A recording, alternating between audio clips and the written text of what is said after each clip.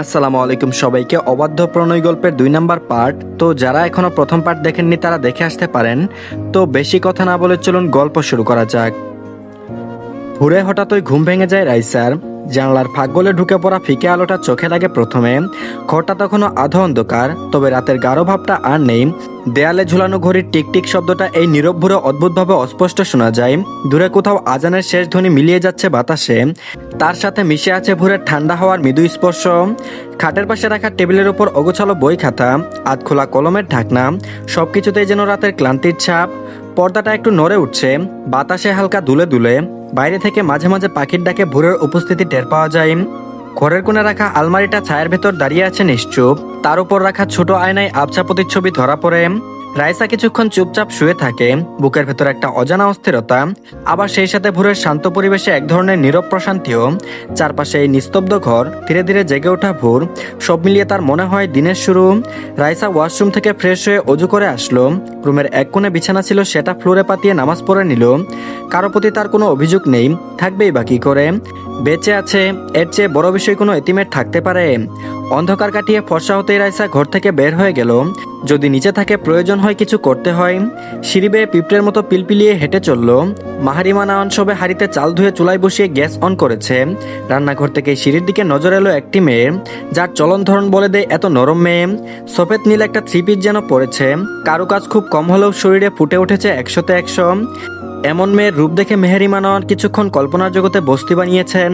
হঠাৎ রাইসার কাপা কাপা মিনমিনে গলার স্বর সেই স্বপ্নের অনুভূতি সমুদ্রের জোয়ারে এসে ভেঙে দিল। নিজেকে সামলে নিয়ে জিজ্ঞেস করলো, কিছু বলবে? রাইসা আলতো করে বলল যে জি, আমাকে বলুন কি করতে হবে, আমি করে দিচ্ছি। নতমস্তকে কথাগুলো বলে ওড়নার আঁচলে 2 হাত যুদ্ধের ন্যায় চালালো। মেহেরিমা এবার বাতির আলোয় কাছ থেকে খুঁটিয়ে খুঁটিয়ে দেখলেন রাইসাকে। মেয়েটা এত সুন্দর বলার বাইরে। অবশ্য অনেকেই আছে ধবধবে সুন্দর, কিন্তু ধবধবে সুন্দর হলে যে চেহারা ভালো হবে এমন নয়। কিন্তু এই মেয়ের চেহারা একদম আকর্ষণীয়, মায়াময়। পুরো চেহারায় সবাইকে সম্মোহন করার ক্ষমতা রাখে। মেহেরিমা যে ছেলের বউ পরিবর্তন হয়েছে, এতে তার বিন্দুমাত্র আক্ষেপ হলো না তার। যে পরিস্থিতিতে বিয়ে হলো, চেহারা দেখার সময় বা ইচ্ছে কোনোটাই ছিল না। অনিচ্ছায় নামও জিজ্ঞেস করা হয়নি, তাই আস্তে করে বলল, তোমার নাম কি? রাইসা বলল, রাইসা শিকদার ঋতু। এখনো মাথা নিচের দিকেই করে রেখেছে। মেহেরিমা বুকটা প্রশান্তিতে ভরে গেল। মেয়েটা নিশ্চয়ই জাদু জানে। ভাবতে ভাবতেই বলল, তুমি গিয়ে ফ্রেশ হও, যাও, আমি কাজ করে নিচ্ছি। রাইসা বলল, জি আমি ফ্রেশ হয়েছি।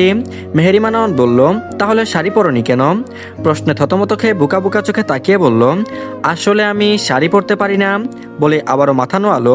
মেহেরিমা নওয়ান মনে মনে ভাবলো, শাড়ি পরতে পারে না বুঝলো, কিন্তু তার সামনে এমন মাথা নামিয়ে রাখার কি আছে। তিনি বললেন, ঠিক আছে, আমি মার্জিয়াকে বলবো যেন তোমাকে শাড়ি পরাই। আসলে প্রতিবেশীরা দেখতে আসবে, তাই আজকের দিনটা একটু কষ্ট করো, কেমন? রাইসা ঠিকরে পড়লো মানুষটার কথা শুনে। কত নরম কণ্ঠ তাকে অনুরোধের নেই কথাটা বলল, যেখানে ছোট থেকে ঝাড়ি খেয়ে খেয়ে এত বড় হয়েছে। উত্তরে রাইসা মাথা ঝাঁকিয়ে বলল, জি আন্টি। আন্টি ডাক্তার শুনে মেহেরিমা গুলগুল চোখে তাকালো, তারপর বলল, কি বললে তুমি? হঠাৎ করে এমন জোর জোর কণ্ঠে হকচকিয়ে গেল। বুকের ভেতর জেগে উঠল তার সৎমায়ের আচরণ। যেখানে তাকে মা বলতে গেলেই কত রসিকতা আর হেয় করত, সেখানে ইচ্ছের বিরুদ্ধে একজনের পরিবর্তে আরেকজনকে ঘাড়ে ঝুলিয়ে দিয়েছে। হয়তো আন্টি ডাকটা পছন্দ হয়নি, হবেই বা কি করে। ভয়ে ভয়ে মুখ ফুটে বলল, আমি আসলে বুঝতে পারছিলাম না আপনাকে কি বলে ডাকবো, তাই আন্টি বলেছি। আমার ভুল হয়ে গেছে, আমাকে ক্ষমা করে দিন। আপনি চাইলে আমি মালকিন বলে ডাকবো। মেহেরিমা স্তব্ধের ন্যায় অক্ষিযুগল মেয়েটার পানে দিল। সামান্য একটা কথায় কিভাবে এতটা ঘাবড়ে ক্ষমা চাচ্ছে। নিজেকে সামলে বলল, ক্ষমা করলাম, তবে এমন ভুল যেন আর দ্বিতীয়বার না হয়। মাথা নাড়ালো রাইসা, তারপর বলল, জি মালকিন।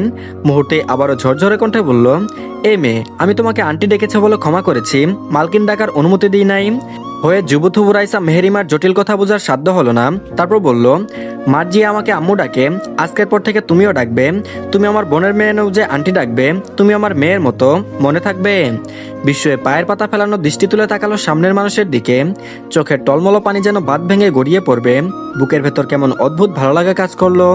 এই ভালো লাগার মনে অন্যরকম, যেখানে নাবিলা বেগমকে মা ডাকতে চাইতো সারাদিন কাজ করিয়ে দেওয়ার বিনিময়ে, সেখানে এই ভদ্রমহিলা অনায়াসে কি সুন্দর করে বাক্য ছুড়ল, মার্জিয়া আমাকে আম্মু ডাকে, আজকের পর থেকে তুমিও ডাকবে।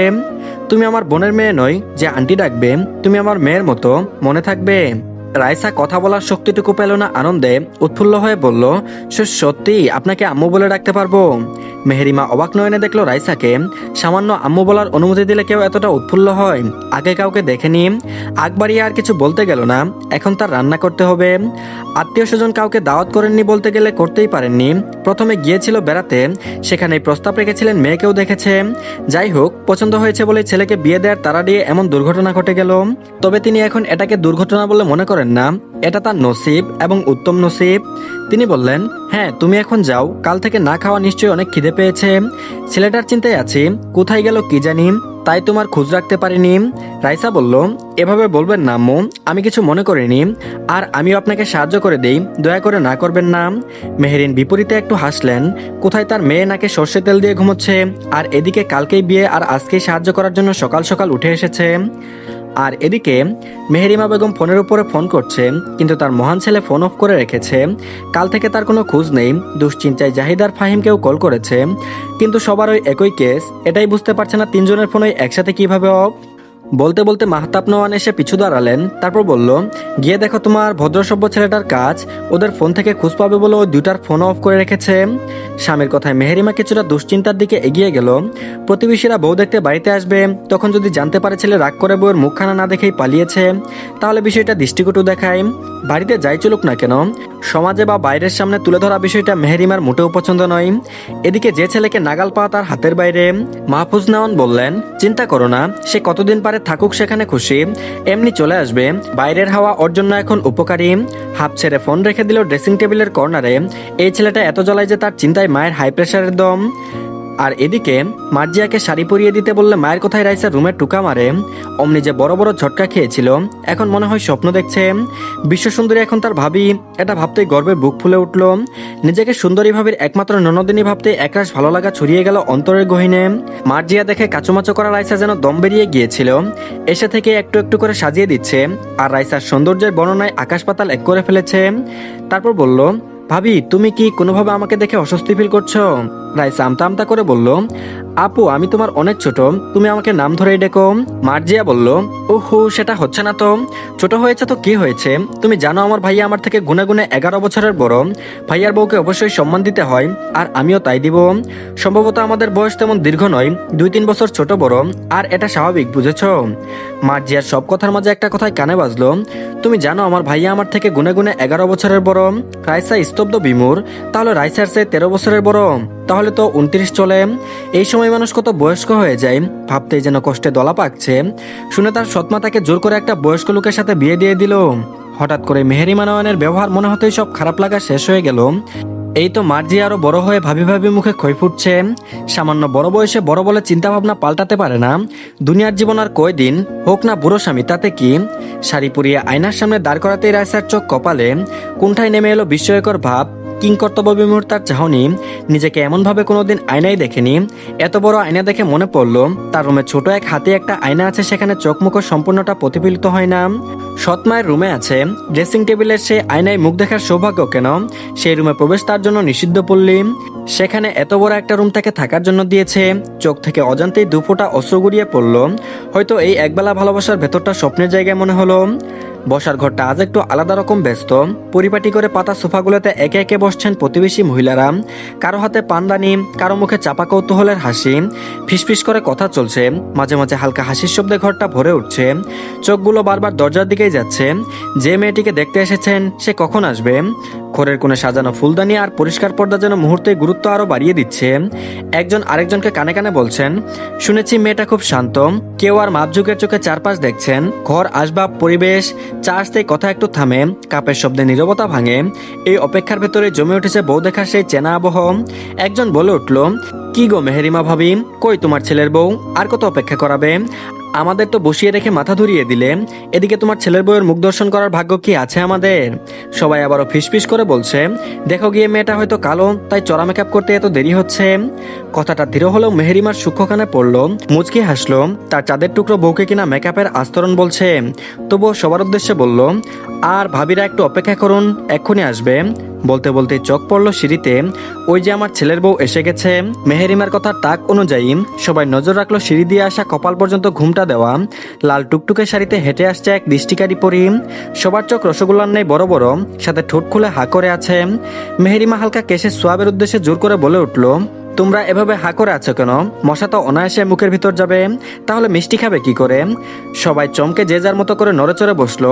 এতক্ষণ অনেকেই অনেক কথা বলেছে, যার অল্প কিছুই মেহেরিমা শুনেছে। নিজেদের কথায় নিজেরা আরেকটু শক্ত রাখতে বলল, দেখো গিয়ে কত কেজি ময়দা মেখেছে, তাহলেই বুঝতে পারবে।